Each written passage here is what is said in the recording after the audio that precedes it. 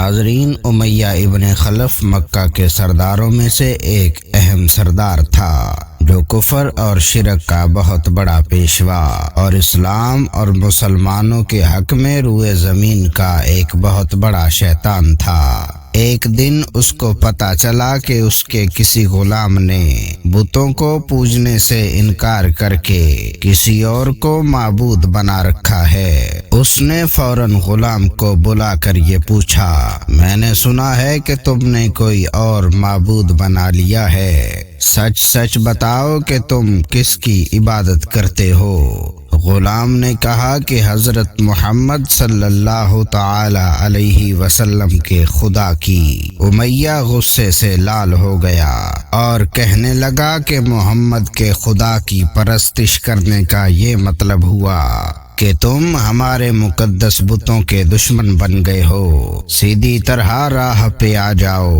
ورنہ ذلت کے ساتھ مارے جاؤ گے۔ میں یہ ہرگز برداشت نہیں کر سکتا کہ تم بتوں کی پوجا کرنے والے کے غلام رہ کر محمد کے خدا کی پرستش کرو۔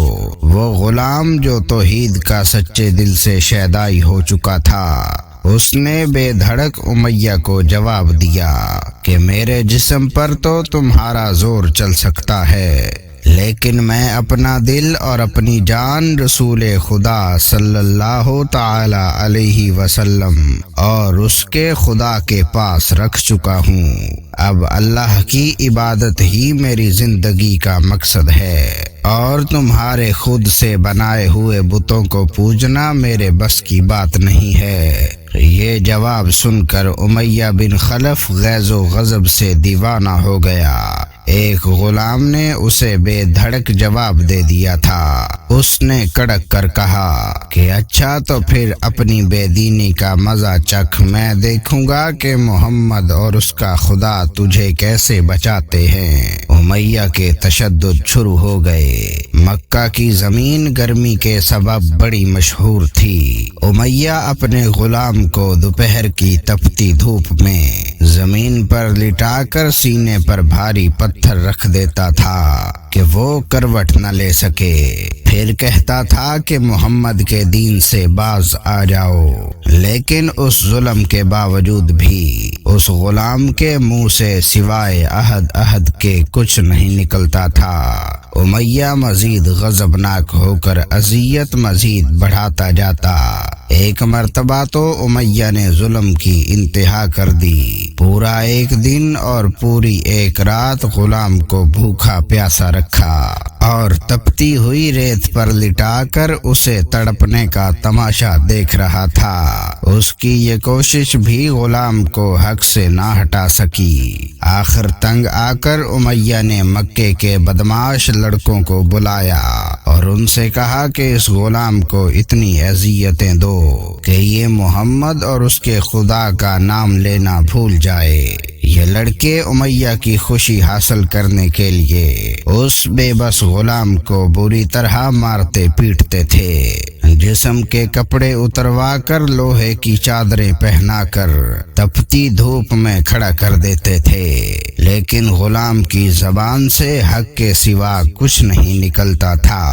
اسلام کی راہ میں یہ بے پناہ اذیتیں سہنے والے صحابی کوئی اور نہیں بلکہ حضرت بلال حبشی رضی اللہ تعالی عنہ تھے۔ انہی ظلم و ستم کے دوران ایک دن حضرت ابو بکر صدیق رضی اللہ تعالی عنہ کا ادھر سے گزر ہوا۔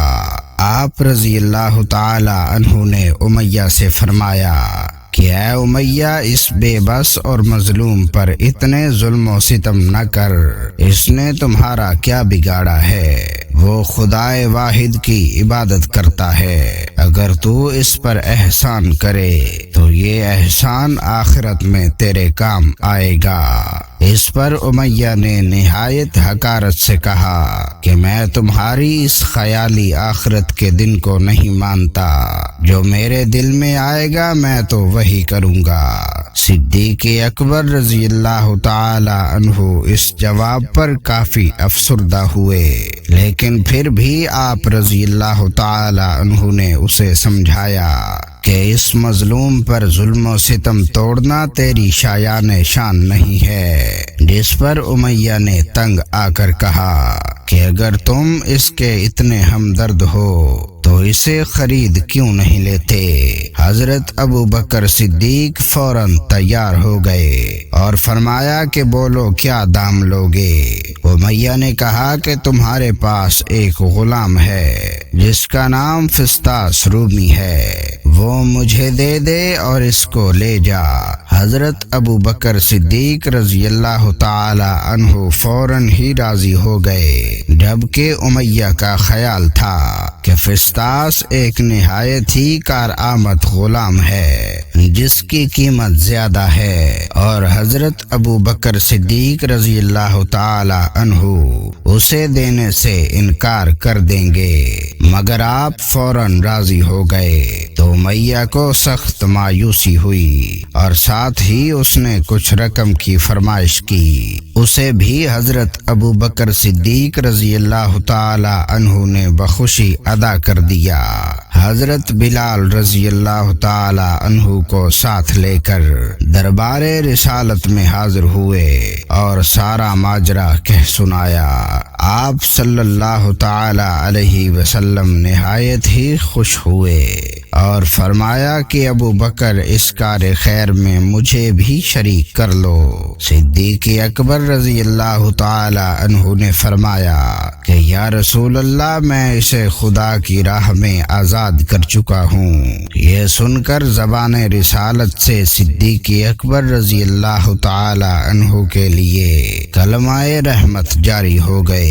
بلال حبشی رضی اللہ تعالی عنہ نے اس غلامی میں 28 سال گزار دیے، لیکن آپ چونکہ نہایت ہی نیک اور پاکیزہ تربیت کے تھے، لہذا جب نبی اکرم صلی اللہ تعالی علیہ وسلم نے دعوت توحید دی تو آپ نے فوراً اسے قبول کر لیا، اور یوں آپ صحابہ کرام کی مقدس جماعت میں شامل ہو گئے۔ رہائی پانے کے بعد حضرت بلال ہمیشہ آپ صلی اللہ تعالی علیہ وسلم کی خدمت میں حاضر رہتے تھے اور دل و جان سے رسول خدا صلی اللہ تعالی علیہ وسلم کی خدمت بجا لاتے۔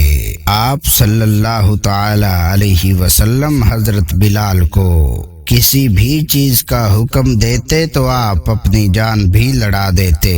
غزوہ بدر سے لے کر غزوہ تبوک تک تمام غزوات میں شامل رہے، لیکن حضرت بلال کی اسلام کے لیے سب سے بڑی خدمت اور ان کے لیے سب سے بڑی سعادت اسلام کا سب سے پہلا مؤذن ہونا ہے۔ ہجرت کے بعد جب مسجد نبوی صلی اللہ تعالی علیہ وسلم کی تعمیر ہوئی تو نبی اکرم صلی اللہ تعالی علیہ وسلم نے آپ کو اذان دینے کا ذمہ سونپا۔ آپ کی آواز نہایت ہی دل نشین تھی اور اس میں ایک ایسی تاثیر تھی کہ اذان کی آواز سن کر لوگ سب کام چھوڑ چھاڑ کر مسجد کی طرف دوڑتے۔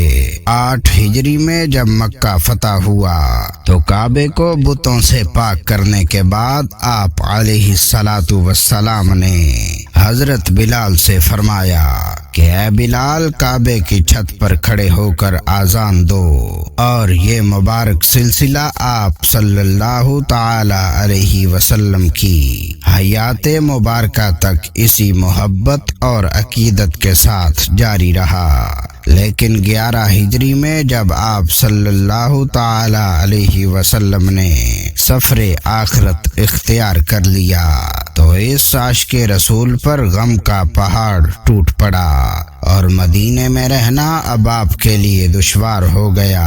آپ کو ہر وقت پیارے نبی صلی اللہ تعالی علیہ وسلم کی یاد ستاتی رہتی تھی۔ آپ علیہ الصلاۃ والسلام سے آپ نے سنا ہوا تھا کہ مومن کے لیے سب سے افضل عمل جہاد فی سبیل اللہ ہے، لہذا آپ رضی اللہ تعالی عنہ خلیفہ اول حضرت ابو بکر صدیق کی خدمت میں حاضر ہوئے اور جہاد پر جانے کی اجازت طلب کی، لیکن حضرت ابو بکر صدیق رضی اللہ تعالی عنہ نے آپ کو خدا کا واسطہ دے کر کہا کہ مجھے اس بڑھاپے میں تنہا چھوڑ کر مت جاؤ، تو حضرت بلال نے اس شرط پر حضرت ابو بکر صدیق رضی اللہ تعالی عنہ کی بات مان لی، اور اب وہ رسول اللہ کے بعد کسی کے لیے اذان نہیں دیں گے۔ حضرت ابو بکر صدیق رضی اللہ تعالی عنہ نے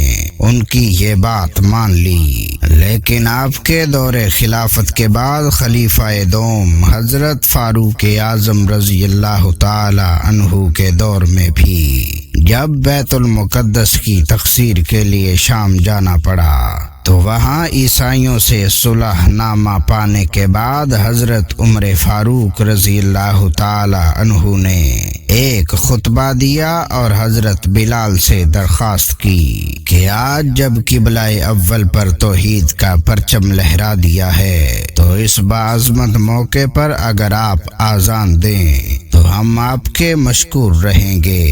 حضرت بلال نے آذان دینی شروع کی تو صحابہ کرام کی زمانہ نبوی کی مبارک یاد تازہ ہو گئی اور ان پر راحت طاری ہو گئی۔ شام کے مارکے کے بعد حضرت بلال نے شام ہی کے ایک گاؤں میں رہائش اختیار کر لی، کیونکہ مدینہ میں ہر وقت آپ کو آپ علیہ الصلاۃ والسلام کی یاد ستاتی رہتی تھی، لیکن ایک دن آپ نے خواب میں نبی اکرم صلی اللہ تعالی علیہ وسلم کی زیارت کی۔ آپ ان سے فرما رہے تھے کہ اے بلال، کیا ابھی وقت نہیں آیا کہ تم ہماری زیارت کے لیے آؤ؟ اس خواب نے آپ کو بہت تڑپا دیا اور آپ بے تاب ہو کر فوراً مدینے روانہ ہوئے۔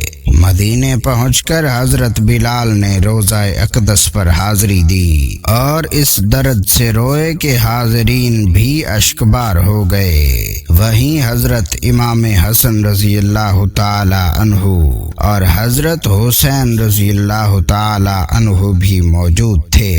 نانا کے پیارے نواسوں کو آپ نے اپنے ساتھ چمٹایا اور بے تحاشا چومنے لگے۔ حضرت حسن رضی اللہ تعالی عنہ اور حسین رضی اللہ تعالی عنہ نے آپ سے آذان کی فرمائش کی، بھلا اس میں رد کرنے کی کہاں گنجائش تھی؟ اگلے دن جب فجر کا وقت ہوا تو آپ نے آذان دینی شروع کی۔ لوگوں کی زمانہ رسالت کی یاد تازہ ہو گئی اور لوگ اس طرح روتے ہوئے مسجد کی جانب چلنے لگے جیسے کہ نبی پاک صلی اللہ تعالی علیہ وسلم کا دور واپس آ گیا ہو۔ ایسا دردناک منظر اس کے علاوہ کبھی دیکھنے میں نہیں آیا۔ حضرت بلال حبشی رضی اللہ تعالی عنہ نے 60 سال کی عمر میں وفات پائی۔